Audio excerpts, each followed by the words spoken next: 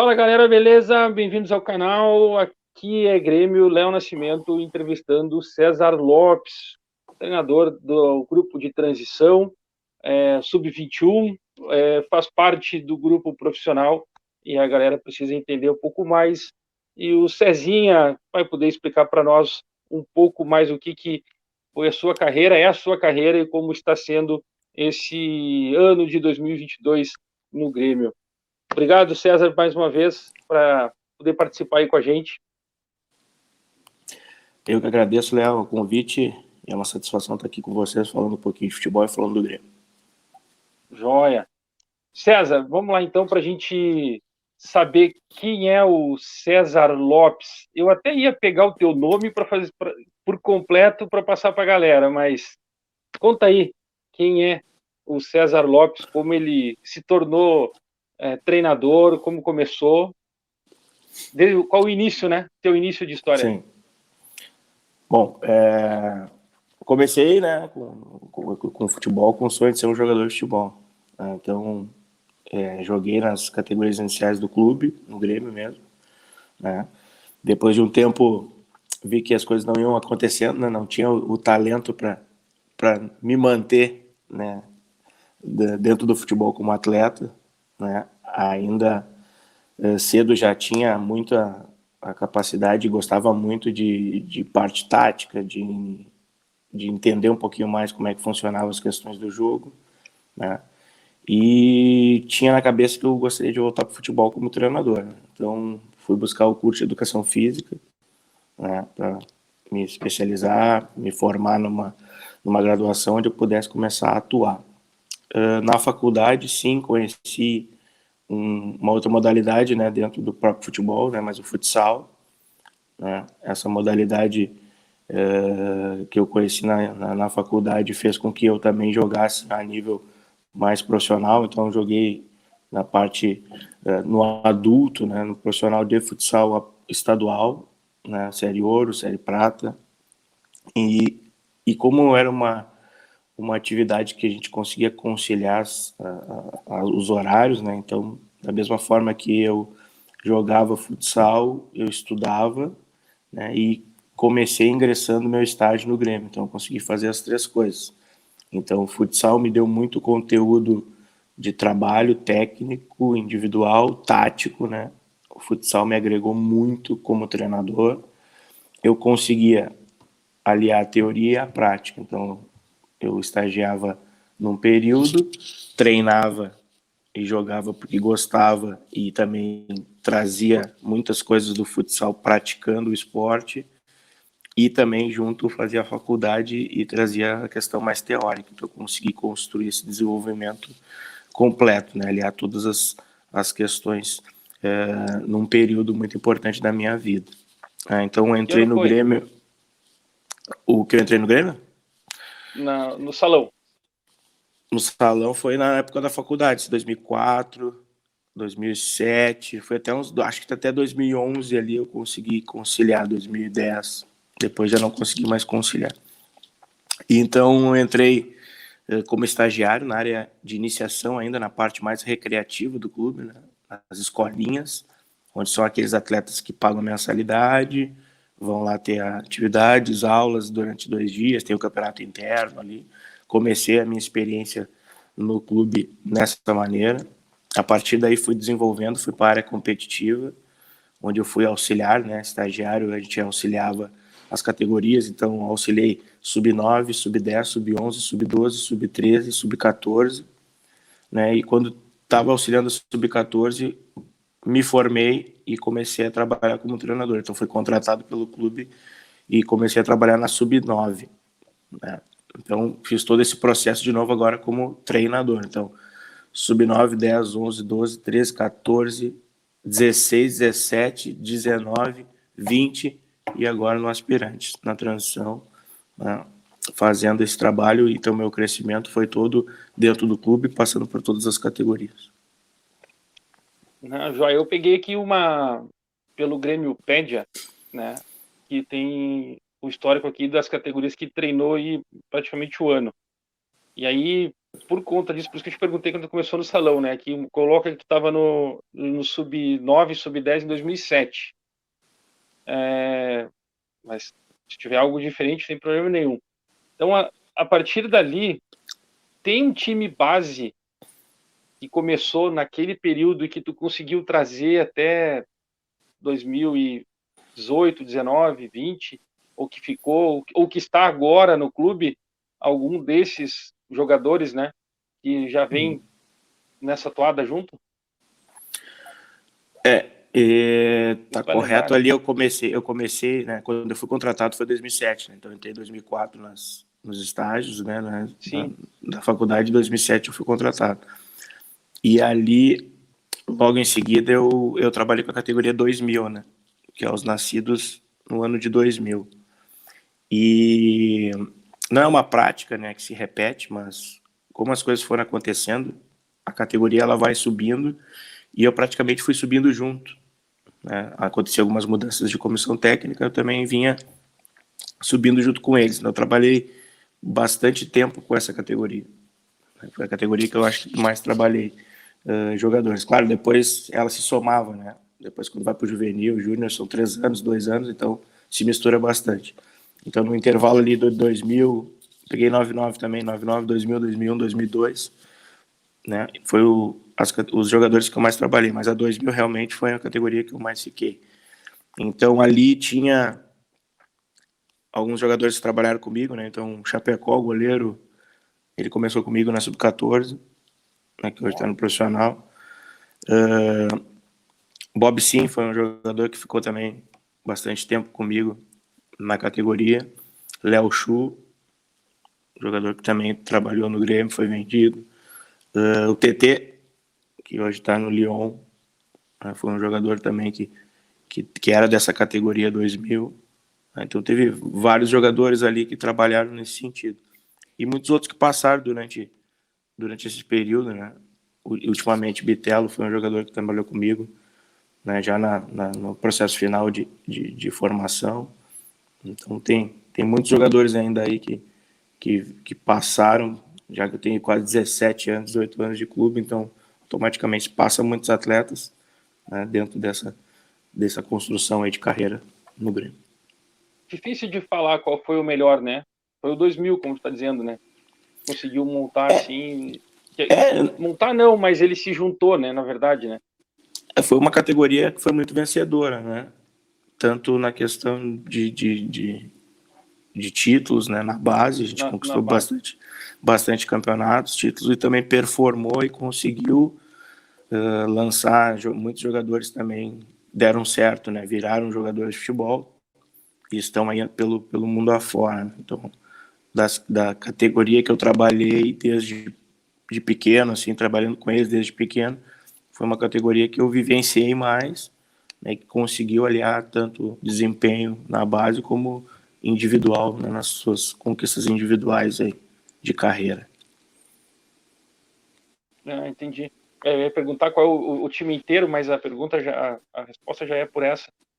Tu falou do Chapecó, o goleiro, mas dá para elencar quem é o melhor 10, o melhor 9?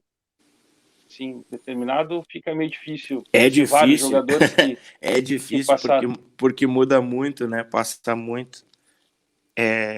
Seria injusto daqui a pouco eu estar De falando algum repente ele nem tá nome. mais no clube, né?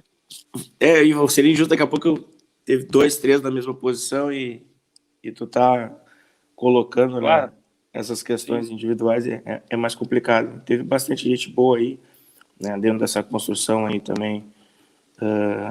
Trabalhei com Guilherme Azevedo, Sarará, Fernando Henrique, né, teve muitos outros jogadores que ainda estão no clube também, que eram dessa safra aí, 2001. Então, o Elias, Vini Paulista, que hoje Não, está comigo ainda, é, é uma, muito jogador. a gente Trabalhei com sabe, o Diego Rosa, Diego Rosa pois é, que foi vendido também. Trabalhei com ele que ali, pena. juvenil júnior. Então, tipo, é aquilo que eu te falei, 17 anos, né? Automaticamente passou Vai quase todo todo, mundo um pouquinho, né? A gente é, pôde contribuir um pouquinho com a formação deles. é uma pena. Outra vez eu te perguntei até foi no canal do Bolados, né?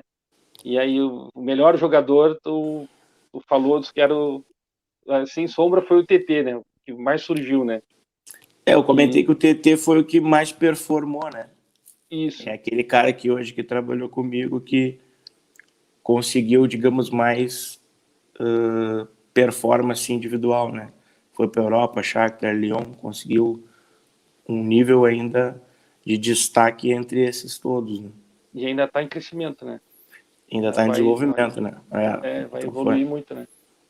Quantos anos ele ficou? Ele saiu do Grêmio com 18, né? Ele fez 18 e saiu, né?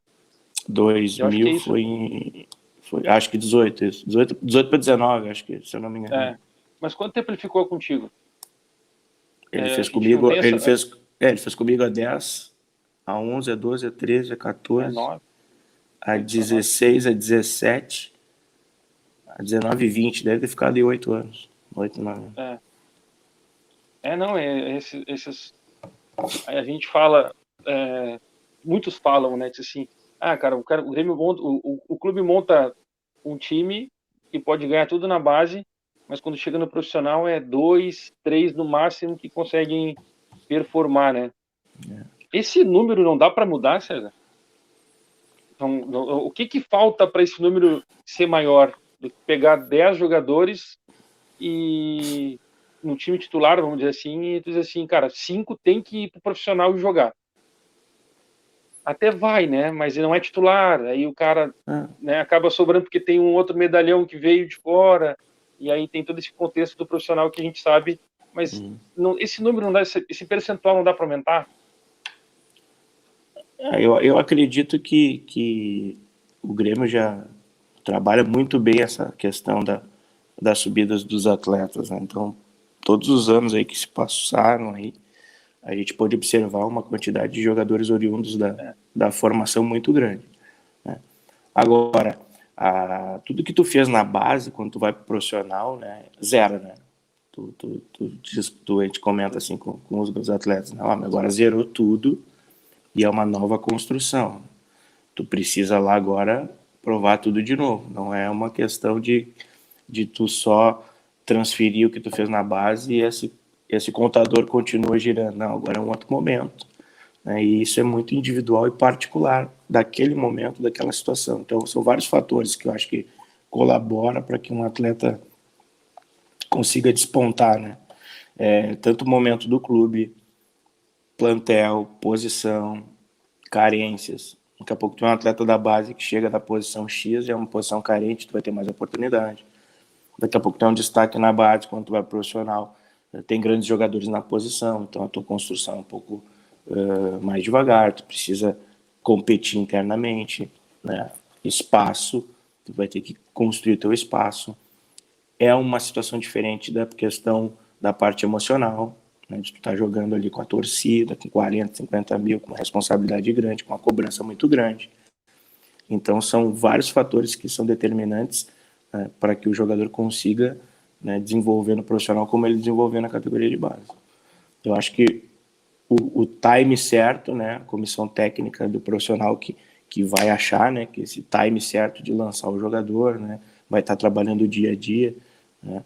Isso o clube fez muito bem, né, durante esses anos que se passaram agora, revelando grandes atletas.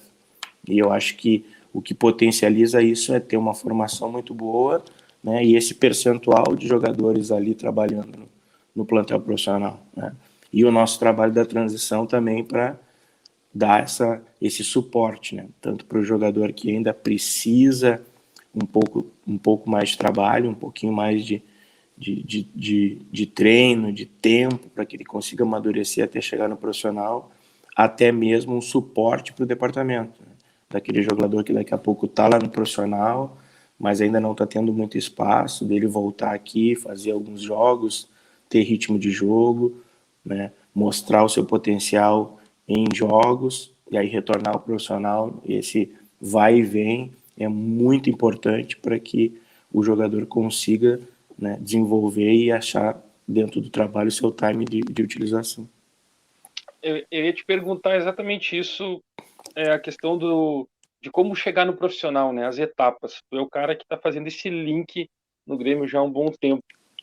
Até por ter lançado vários jogadores, isso a gente já sabe do teu trabalho e todo mundo sabe.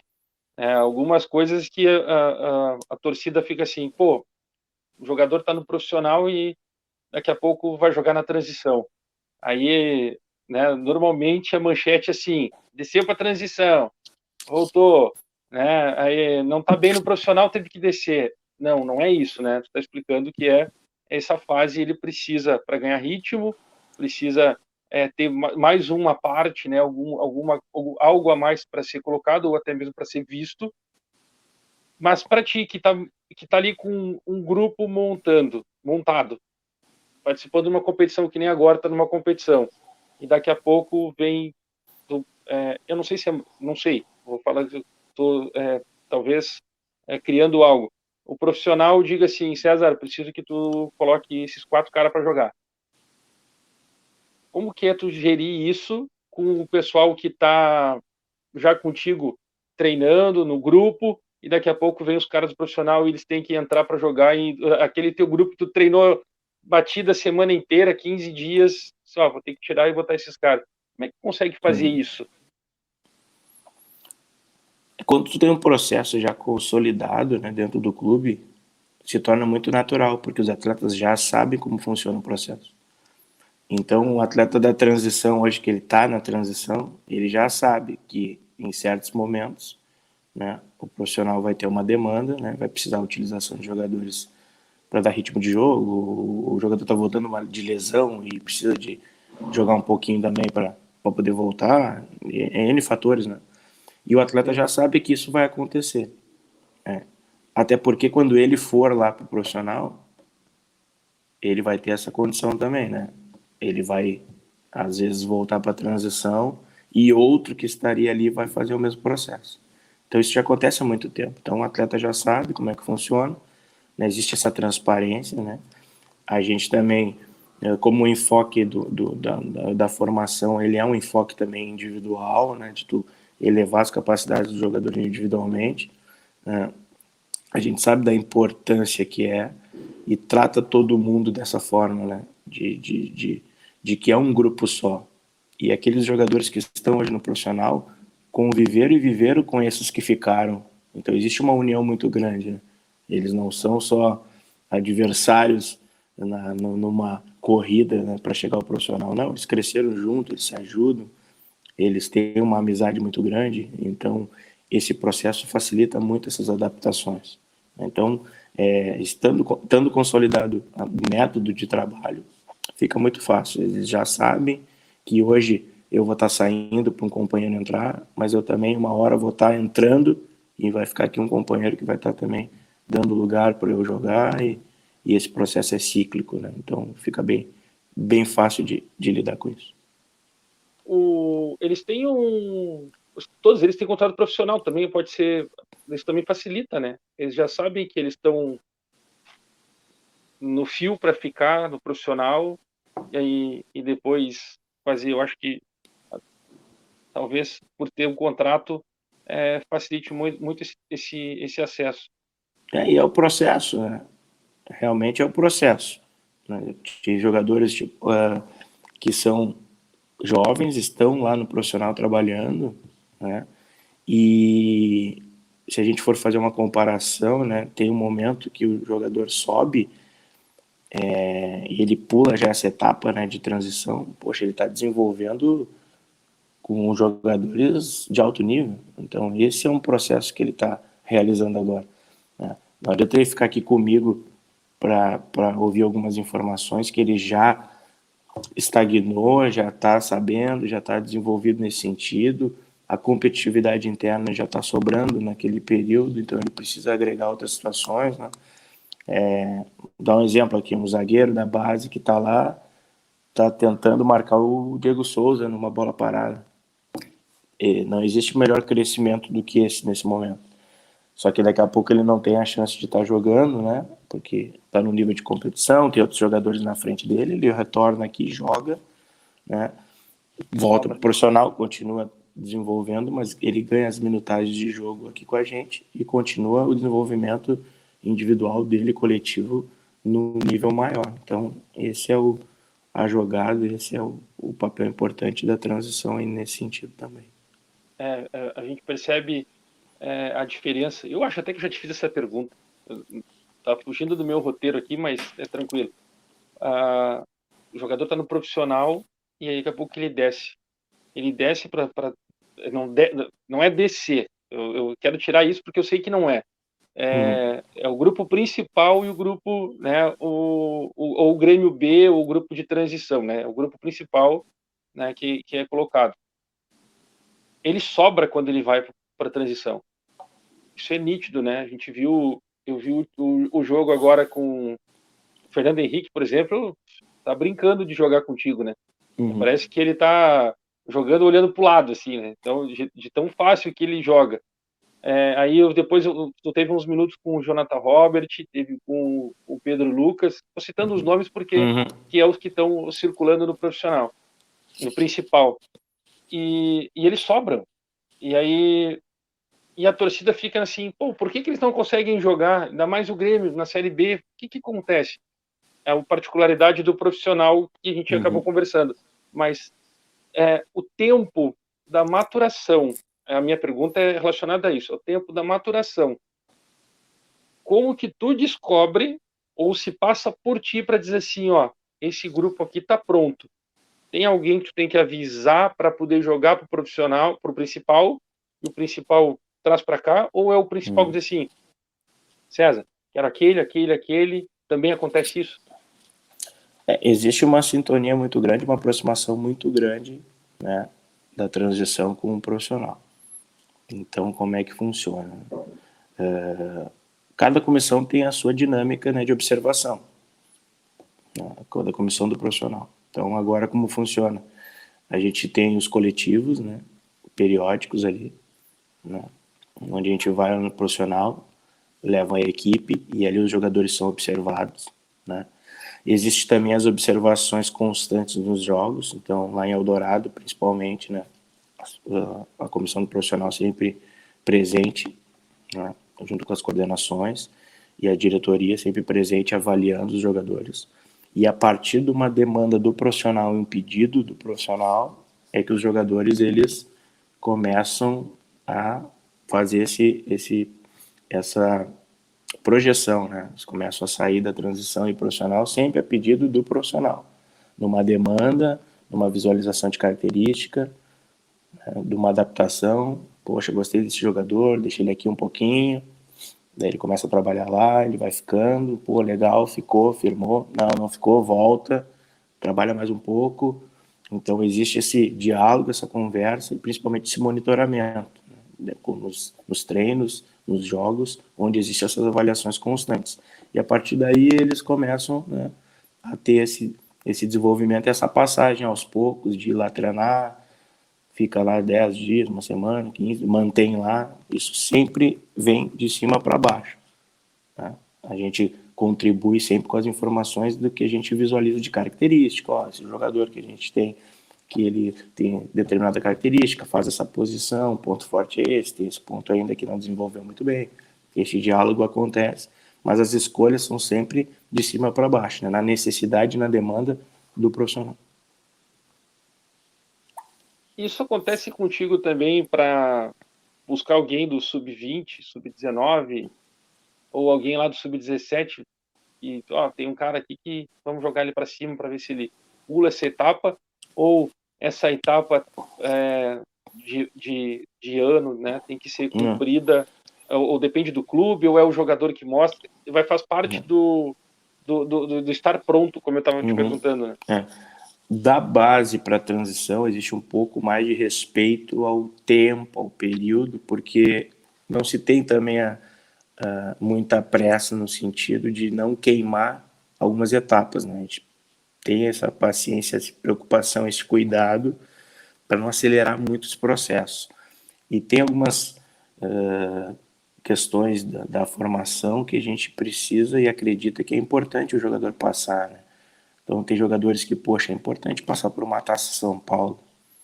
né? Então não adianta às vezes puxar antes esse jogador, é uma experiência que é importante dele ter vivenciado, né? Então são alguns exemplos assim de competições, de fazer um ano de sub-20, né? Não subir muito cedo, né? Mas às vezes a gente precisa de atletas, né? Porque o objetivo da transição não é ter um grupo inchado. O objetivo é que a gente tenha um grupo mais enxuto, que a gente possa trabalhar e evoluir o jogador. Então, para dar qualidade, tu precisa ter menos jogadores, né? E a gente sempre, como tem as descidas dos jogadores do profissional para fazer os jogos, né? Quando a gente precisa ter alguma necessidade de carência, a gente também puxa da base, né? Daqui a pouco eu vou para um jogo, vamos lá, machucou meus volantes, não vai descer dessa vez ninguém, e eu preciso de um volante. Então a gente vai lá e conversa, né, com a coordenação da base, ó, nessa semana a gente vai ter um jogo tal, estamos precisando de um volante aqui, quem vocês destacam aí que tá tendo uma evolução boa, tá tendo um desempenho bom para vir para a transição, fazer esse jogo com a gente. Após esse jogo ele retorna para a categoria dele. Então alguns jogadores caminham, né, entre transição e base, mas para uma subida definitiva existe uma reunião entre as coordenações e a partir daí a gente escuta bastante, né? Ó, esses jogadores aqui cumpriram essa etapa, então acho que está na hora deles darem o próximo passo. Então a gente absorve esses jogadores e dá continuidade no processo. Então existe a parte mais móvel, né, que é durante o ano na necessidade e após os períodos competitivos, principalmente, né, quando acaba um brasileiro, acaba uma Copa do Brasil, encerra um ciclo, a gente tem uma reunião lá das coordenações, diretoria e avaliações para ingressos definitivos. Essa mescla com a base, que é o 20, 19, tem alguém destoando ali que já está vindo junto contigo, que pode, que está atropelando o processo, ou já teve alguém no clube? Eu lembrei agora de cabeça aqui, lembrei do Lincoln e do próprio Elias, acho que o Guilherme Azevedo, né? Também ele deu um pulo, né? E subiram, que já passaram profissional, mas depois voltaram para a transição para poder terminar algum trabalho. Mas eles fizeram. Eu acredito que eles fizeram o processo. Tipo, Elias jogou até São Paulo. Guilherme também. Sim. Então eles fizeram, cumpriram o processo de base e foram ao profissional, né? Então daqui a pouco eles passaram menos tempo na transição. Mas eles cumpriram uma etapa importante e ali no profissional, daqui a pouco esse processo de transição profissional foi um pouco mais rápido, mas o Elias fez um ano inteiro de transição, foi campeão brasileiro de aspirantes, né? Então eles conseguiram cumprir esse processo. O Lincoln, sim, eu acredito que é um jogador que estava no juvenil ainda, juvenil para júnior, e aí ele foi direto ao profissional, né? Se eu não me engano, com 17 anos, por aí, 16, ele estava 17 anos. Contigo? Não, na época, eu não vou lembrar, talvez era com o Gabardo, que era o treinador na época. Não vou me recordar, mas... 16, eu acho, foi 2016. Se eu não me engano, eu era auxiliar da categoria. E porque quando eu trabalhava numa época nas menores, tipo 12 e 13, a gente era auxiliar no turno inverso das maiores. Teve uma dinâmica que a gente realizou naquela gestão ali de a gente dar um auxílio na maior também para dar um suporte. E eu lembro que ele estava ainda no juvenil, nesse momento ali, onde daqui a pouco acho que mudou a comissão técnica, acho que foi o Luiz Felipe, se não me engano, que puxou ele. Alçou ele, né? Foi 2014 que ele entrou. E ele é 98. 98, né? Então não, é uma referência assim, porque, cara, ele tá com 20, vai fazer 24 anos agora, e a maturação, né, o que eu queria falar. E agora que ele tá, assim, o ano passado se destacou muito com 23 anos. Como ele então, saiu muito cedo, parecia que ele tinha mais já, né? Mas ele ainda é bem novo. E ele é bem novo, todo mundo assim, o Lincoln, mas o Lincoln tá com quantos anos? Tá com 30? Não, cara, recém vai fazer 24. E era um cara que todo mundo via, até pelo próprio Filipão, né? Quando o Filipão dá aquela pincelada, porque a galera diz assim, sabe, né? Ele escolheu o cara. Então ele tem alguma qualidade que vai apresentar já.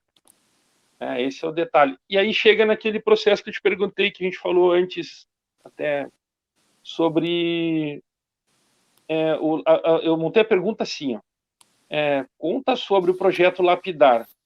Tu fez parte desse processo e se ele ficou de lado ou foi escolha do clube não utilizar praticamente, não sei se foi 2021 conta, mas 2022, porque a gente sabe que tá indo para transição e daqui a pouco tem jogadores que não estão com algumas dificuldades e aí se fala, tá, mas e o projeto? Não, o projeto ele tem que passar pela transição.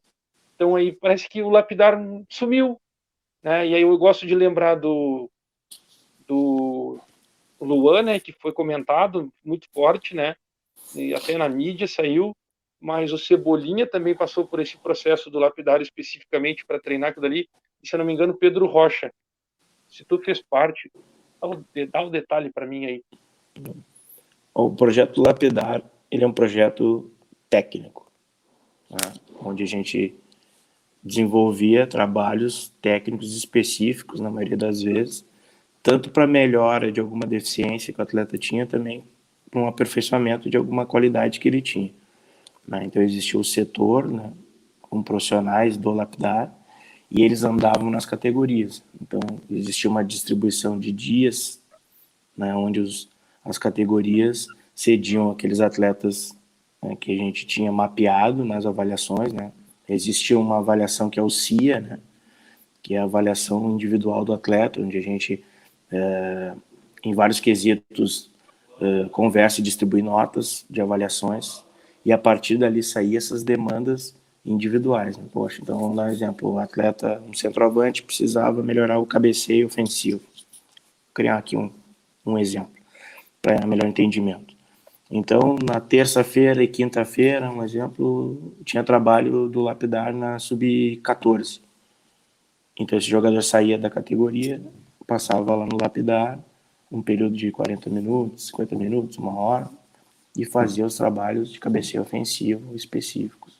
Depois retornava para a categoria para fazer o trabalho normalmente principal. Então, esse trabalho era voltado muito para a parte técnica. Né? Existia um setor bem específico desse trabalho. Claro que durante o período, né, o tempo vai passando, as questões vão se aperfeiçoando, vão se mexendo em algumas didáticas. Muitas vezes o lapidar também ele começou a ser feito dentro da categoria. Né? Então, se cresceu as comissões, né, se agregou auxiliares. Né? Hoje a gente tem na base, né, ex-jogadores profissionais atuando já desde aquela época. Né? Então, isso também facilitou bastante para que na própria categoria a gente desse essa ênfase técnica. Então, eu propriamente trabalhei com o João Antônio de auxiliar. Então, muitos momentos eu construí o lapidar no meu próprio treino, né? Não precisava estar cedendo o jogador. O João, né, já pegava esses jogadores que a gente tinha uma necessidade e aplicava os trabalhos técnicos dentro da categoria. Né? Então, muito se fez nesse sentido e se faz nesse sentido, principalmente do trabalho técnico, né? Tanto dentro da categoria, também um momento no turno inverso, onde só também se utiliza esse recurso para trabalhar mais a parte técnica. Então, no lapidar, né, daquela época do Luan ali, que tu comentou, né, que se falou bastante, era nesse sentido de um trabalho técnico em todas as categorias, não era só na transição, só na 20, só na 19, era em todas as categorias, até nas menores lá na escola tinha um projeto lapidar, sub-9, 10, onde se tirava um Não, pouquinho do todo e se dava uma atenção mais específica individual. não, legal saber, cara, porque a gente, eu gerei a pergunta porque surge na imprensa exatamente que o Grêmio está carente, né? E a gente de lançar alguns jogadores que vinha lançando nos últimos anos, e aí normalmente eles fazem essa referência de 2016, 2017, 2018, né, que fez vários jogadores de várias posições se destacarem, e aí assim, o Grêmio não tem mais, mas não é que o Grêmio não tem o jogador, é uma escolha profissional. A gente sabe que tem e não está sendo utilizado. E aí foi onde surgiu a questão do lapidar. O processo está esquecido, tem que ser retomado. E isso a gente fala porque é uma informação que a gente acaba conseguindo sobre isso. Mas esse processo precisa ser revisto, né? Ser feito de novo. Ou se está sendo feito, não está sendo divulgado pelo que o Grêmio precisaria para colocar. Então, é a questão que o profissional, muitas coisas a gente acaba, não consegue, tem um sigilo, né? A gente não consegue entrar a fundo a respeito. Mas assim, esquema tático. Há um tempo atrás, teve uma matéria do Paulo Tuori. Quando o Paulo Tuori chegou, eu não sei se tu chegou, tu estava no Grêmio, tu entrou, né? Já estava no Grêmio, né? Uhum. E ele eu não tenho certeza do que que é isso.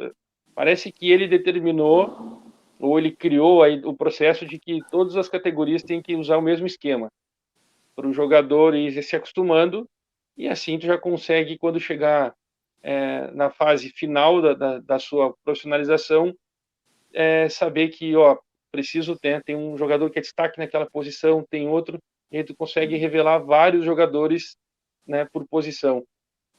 Isso está sendo feito ainda, esse processo? Ainda está sendo obedecido isso, ou cada treinador chega na hora e, não, vai ser feito diferente, do meu jeito?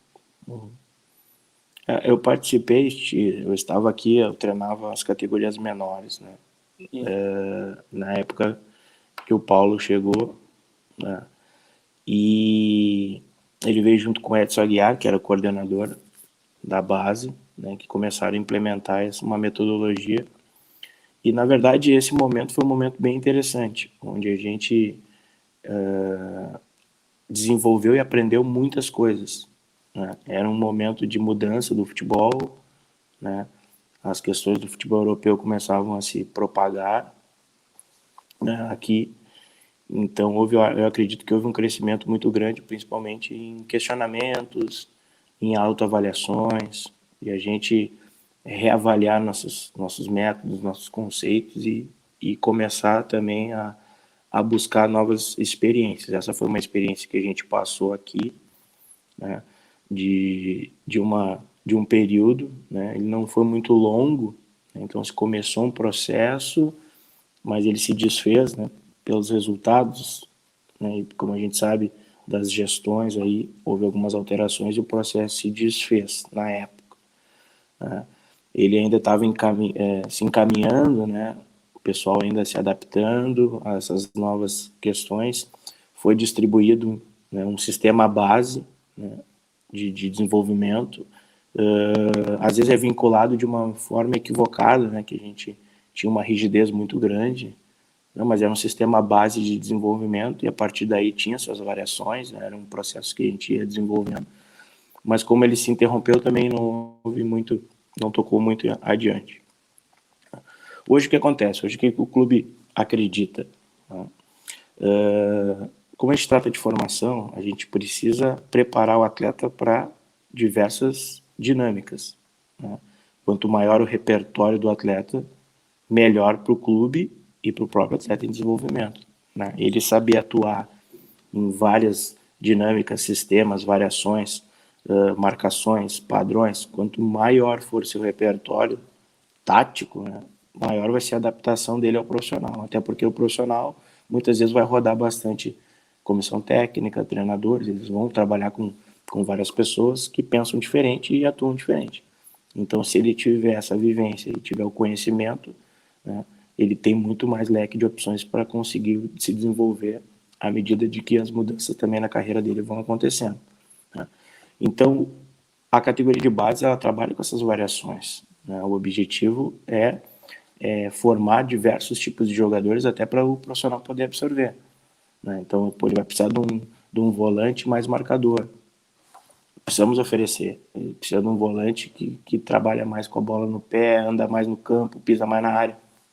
A gente precisa oferecer, porque esse abastecimento é fundamental para que o profissional consiga escolher seu modelo de trabalho para tocar adiante e na formação a gente precisa abastecer dessa maneira.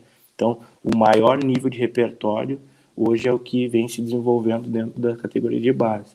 E o meu papel na transição, aí sim, é aproximar um pouquinho mais do que o profissional vem desenvolvendo de conteúdo, porque é o último estágio, né? É óbvio que eu tenho a minha liberdade de escolha, até por características, né? Daqui a pouco eu não tenho a característica para fazer naquele momento alguma demanda mais próxima ao profissional, mas principalmente os conceitos, as informações, o que o profissional está utilizando de movimentação, isso a gente já passa, tenta praticar mais, tenta aproximar, para que nesse último estágio aí sim, já esteja mais próximo do que hoje está se fazendo, para que o atleta já entre e não perca muito tempo se adaptando, ele já consiga já sair já num ritmo acelerado dentro do processo. Então, bastante versatilidade na construção, na formação, transição um pouco mais de aproximação aos conceitos do que vem se fazendo, e eu aí acho que a gente consegue atingir todos os objetivos. Tu tem uma equipe, né, de preparação física, auxiliar, fisiologia, todo Comissão completa. Completa. Tem, Comissão né, também, completa. né? Comissão completa. Legal. Joia, fica só para deixar Uhum. claro.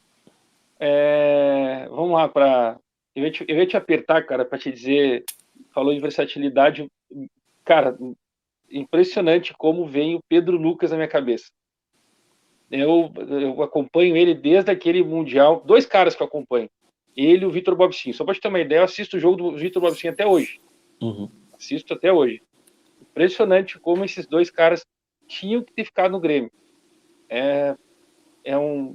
Para mim, eles eram uma chave, assim, a diferença. E tem um outro cara no Grêmio que, para mim, também que vai fazer a liga que todo mundo diz que falta, que é o Fernando Henrique. Mas isso é história pro profissional que se vire.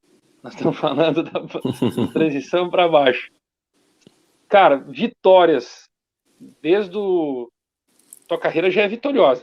Já sabe disso como treinador desde que tu veio. Mas desde lá do Sub-9, quais as que te marcaram? Não vou falar do brasileiro da transição, porque a gente acompanhou. Essa eu acho que talvez seja o marco, mas tem alguma vitória, jogos que foram marcantes e aí o título antes do brasileiro de aspirante? Vou te puxar na memória agora. Agora tu vai ter que. Para a carreira de treinador, assim, que começa como eu comecei, né? Desde as pequenas, existem alguns torneios que são marcos, né? Que todo mundo cresceu ouvindo falar, né? E o primeiro que eu tive a experiência de disputar com um pouco mais de representatividade, né, foi o FPAN. Então, foi meu primeiro título, a nível de maior expressão, né, que é um campeonato, tinha ali na época, né, da FPAN, Santiago e Taça São Paulo, né, os três ali que andavam juntos, né, tinha, aparecia no Globo Esporte, né, os jogos da FIPA em Santiago, era aqui no Sul, era campeonatos de nível nacional e internacional, tem equipes de fora, né? Então esse eu acho que foi o primeiro, né, que me marcou, porque eu sempre tive a vontade, pô, eu quero ganhar esses torneios aí de visibilidade. Então, quando eu cheguei, fiz um só, né? Depois eu subi de categoria. Então, eu cheguei e o Grêmio fazia um tempo que não ganhava em Alegrete. E a gente, com a categoria 2000, conseguiu ser campeão. Então, esse foi um que me marcou bastante no primeiro período da minha construção como treinador. E tirando o brasileiro agora, o último, né, a Copa Ipiranga, também foi um campeonato muito, muito marcante, porque era um campeonato de nível internacional, difícil. As melhores equipes estavam aqui, né? E eu tinha a minha esposa que estava grávida, né? E a gente conseguiu ser campeão, e aí saiu até uma matéria, né, na imprensa, né, do nascimento dele, ele na barriga da minha esposa, lá dentro do campo comigo, comemorando. Então, esse também foi um campeonato aí que me marcou bastante. E o jogo, cara?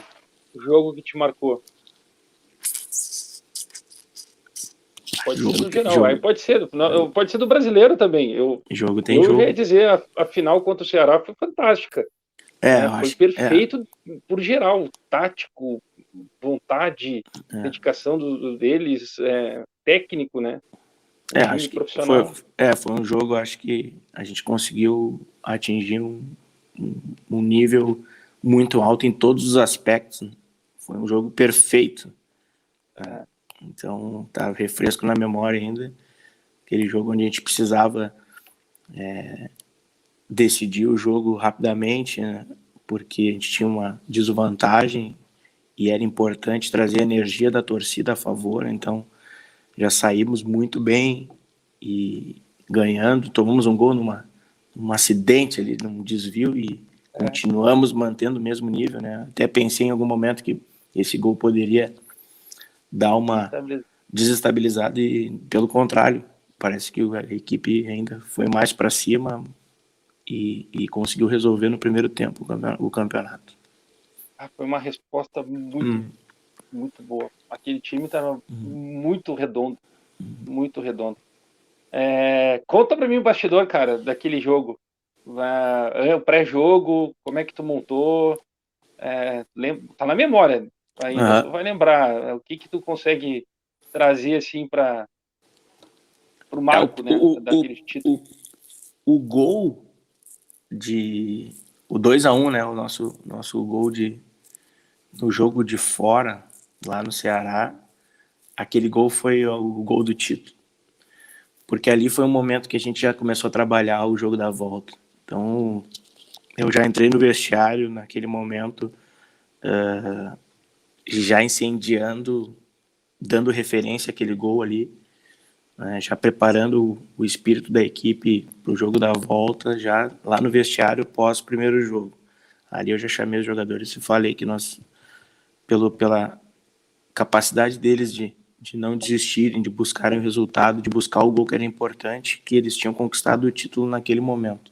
E que em casa a história seria outra, e que a gente ia com certeza ganhar o título, muito pelo que eles fizeram no jogo de ida, que foi um jogo difícil, e que a gente toma 2-0 e consegue fazer um gol no final, que traz uma vantagem diminui um pouquinho a vantagem do Ceará. E ali a gente já começou a trabalhar muito forte naquele momento, né? A gente tinha muita certeza que quando a gente sente que as coisas vão dar certo, é impressionante. Assim, nós tínhamos certeza que seríamos campeões, os atletas tinham certeza que seriam campeões.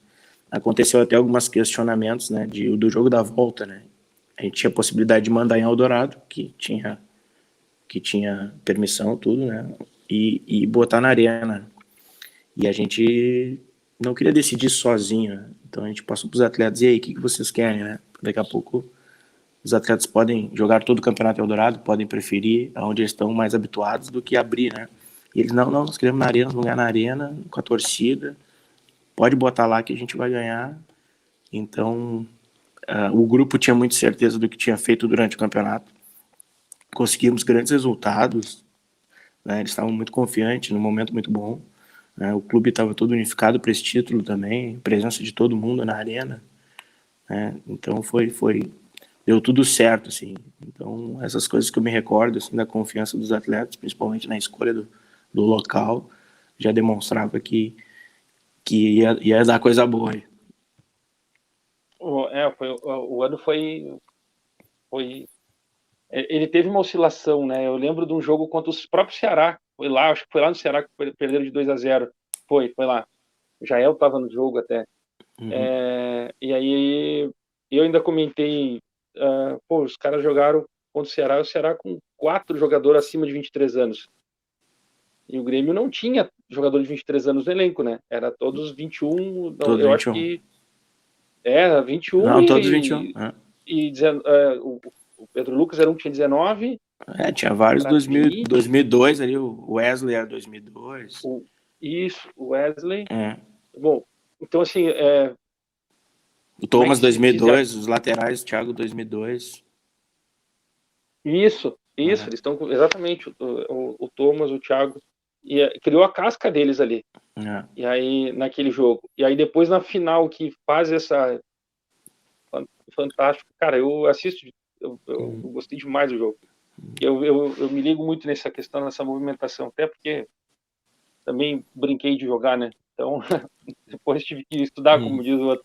É, e, então, assim, eles criaram essa casca, né? E aí é onde que a gente fala da maturidade, né? Mas muitos ainda estão contigo ali, não estão? Dessa O turma do ano passado? Thomas tá. Thomas, o Heitor, que era um zagueiro que entrava também.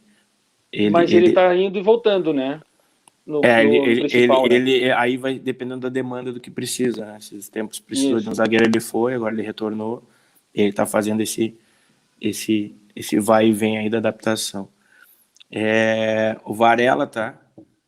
O Varela era o volante, tá aqui comigo novamente.